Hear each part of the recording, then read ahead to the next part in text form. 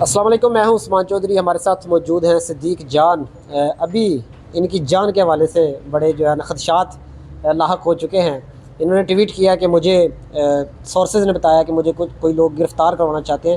ان سے پوچھیں گے کہ آپ کو گرفتار کون کروانا چاہتا ہے؟ اسٹیبلشمنٹ گرفتار کروانا چاہتی ہے یا کون آپ کے پیچھے؟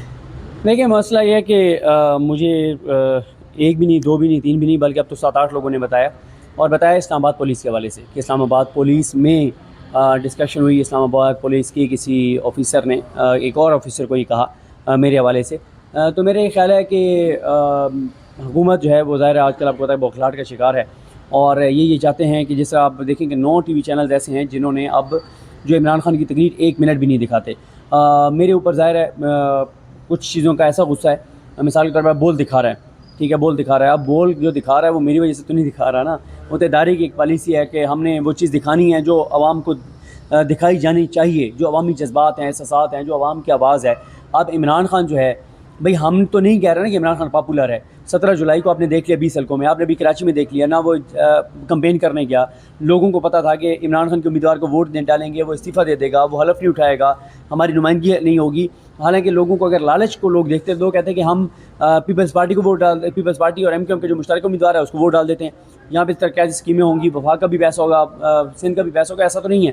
تو یہ حکومت جو ہے نا اس وقت جس سطح پہ چلی گئی ہے، جزیدیت کی جس سطح پہ چلی گئی ہے، اور انٹرنیشنلی جو ان کی سبکی ہو رہی ہے جو ان کے لیے، وہ آپ کے سامنے ہے. تو آج کل انہوں نے ایف آئی کو بھی ایکٹیو کیا ہوا ہے اپنی ذاتی مقاصد کے لیے. انہوں نے پولیس اسلام آباد کو پولیس کو بھی ایکٹیو کیا. اور اسلام آباد پولیس کے دیکھیں عثمان بھائی، میں آپ بھی یہاں پہ ہوتے ہیں، میں مسلسل یہ بات کہہ رہا ہوں کہ اسلام آباد پولیس بڑی سلجھی ہوئی اور بڑا رش آتا تھا اسلام آباد کی پولیس پہ، اور ہم دعا کیا کرتے تھے کہ اللہ کرے کہ پنجاب کی پولیس بھی اسلام آباد پولیس ایسی ہو جائے. لیکن اسلام آباد پولیس سے جس طرح کے کام چند لوگ اپنے ذاتی مقاصد کے لیے کروا رہے ہیں، جو ان کے آفیسرز ہیں، وہ اپنی ذات کے لیے مفاد لینے کے لیے ان سے چیزیں کروا رہے ہیں جو کہ مناسب نہیں ہے. تو بہرحال یہ پتہ چلا کہ جو ان کے کچھ لوگ ہیں پولیس کے، ادھر سے پتہ چلا کہ ایف آئی آر دینا یعنی چاہتے ہم ہیں. یہ کہہ سکتے ہیں کہ اسٹیبلشمنٹ اس کے پیچھے نہیں ہے، یا کسی اسٹیبلشمنٹ میں سے بھی کوئی ہو سکتا ہے؟ دیکھیں، مسئلہ یہ ہے، میں جو میرے پاس اطلاع ہے وہ تو ہے ظاہر حکومت اور ایف آئی اے کی، پولیس کی. اگر وہ ہوں گے تو باہر آ کے آپ کو بتا دیں گے کہ یار وہ تھے.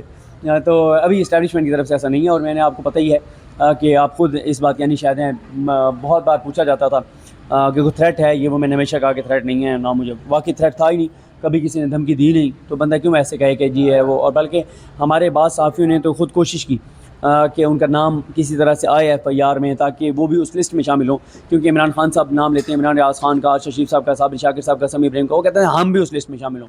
اور کچھ لوگوں نے خواہ میں کہنا شروع کر دیا مجھے بڑے تھریٹس ہیں، مجھے بڑے تھریٹس ہیں. تو مجھے اسٹیبلشمنٹ کی طرف سے نہ تو کوئی تھریٹ آیا، نہ کوئی ایسی بات ہے. لیکن سر اگر دیکھا جائے تو عمران خان صاحب کو جب اتارا گیا تو عمران ریاض خان صاحب اور آپ یا ارشد شریف صاحب، اگر 3 بندے نہ ہوتے تو شاید بیانیہ اور ہوتا. آپ بھی ہٹ لسٹ پر ہیں، آپ کو تھریٹ کیوں نہیں ہے؟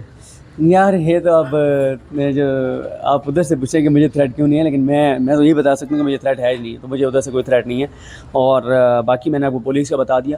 اور باقی یہ ہے کہ یار کوئی 302 تو کیا نہیں ہے، ٹھیک ہے. اور میں تو جب سے بول آیا ہوں تو چیزیں کچھ ویسے بھی چینج ہو گئی، مصروفیت بھی بڑھ گئی، اب چیزیں اس طرح سے نہیں ہیں. اور اب ایک پھر آپ پہ ذمہ داری بھی آ جاتی ہے کہ آپ ادارے کے ساتھ اٹیچ ہوتے ہیں، ادارے میں ہزاروں لوگ میڈیا ورکرز ہیں، اور تھوڑا سا آپ کو احتیاط بھی کرنی پڑتی ہے کیونکہ آپ ایسی چیز نہ کریں کہ آپ کی وجہ سے ان کے اوپر آئے. اصل غصہ جو ہے وہ اس حکومت کو یہی ہے کہ بول جو ہے وہ ان سودے بازی نہیں کر رہا. یہ جو چینل جس وقت عمران خان کی تقریر نہیں دکھا رہے، مجھے بتائیں کیوں نہیں دکھا رہے؟ ان کو کوئی نہ کوئی فائدہ تو ہو رہا ہے نا، تو روک لیں ذرا، آسان ہو جائے.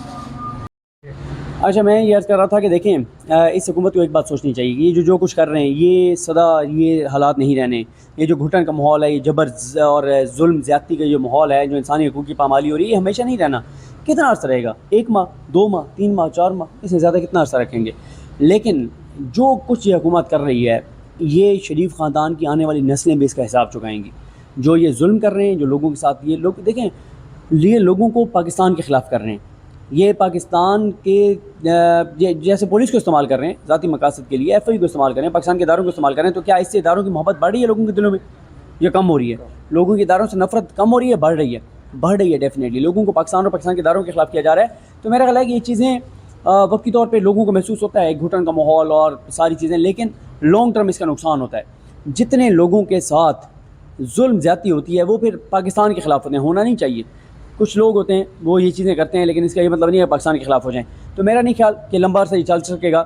یہ حکومت اصل میں بخلاٹ کا شکار ہے، ان کے پلے ہے کچھ نہیں، حکومت ان سے ہو نہیں رہی، الیکشن میں جانا نہیں چاہتے، عوام میں جا نہیں سکتے، یہ تو سیلاب زدگان کو ملنے نہیں جا سکتے، وہاں ان کو پتہ ہے چور چور کے نعرے لگیں گے، تو باقی تو بات ہی اب چھوڑ دیں، ان کی ہو سکتا ہے کئی سیلاب زدگان جتنی بھی مشکل اور اذیت میں وہ ان کا سامان پہ لعنت بھیجیں گے، کہیں گے لے جاؤ، تھوکتے ہیں ہم تمہاری دی ہوئی چیزوں کے اوپر، ہمیں ضرورت ہی نہیں ہے، یہ اس وقت ان کی اوقات ہے، تو کیونکہ ان کی اوقات یہ ہے تو پھر یہ فرسٹریشن کے شکار ہیں، اور یہ جو ہے نا وہ چاہتے ہیں کہ آپ ظلم زیادتی کر کے اور لوگوں کی زبانیں بند کریں، ایسی چیزیں نہیں ہو سکتی۔ آخری بات سر، آپ کو کتنے پرسنٹ چانس ہے کہ آپ کو گرفتار کریں گے، اور آپ نے کیا سوچ رکھا ہے اگر خدا نخواستہ یہ اسٹیپ لیتے ہیں تو؟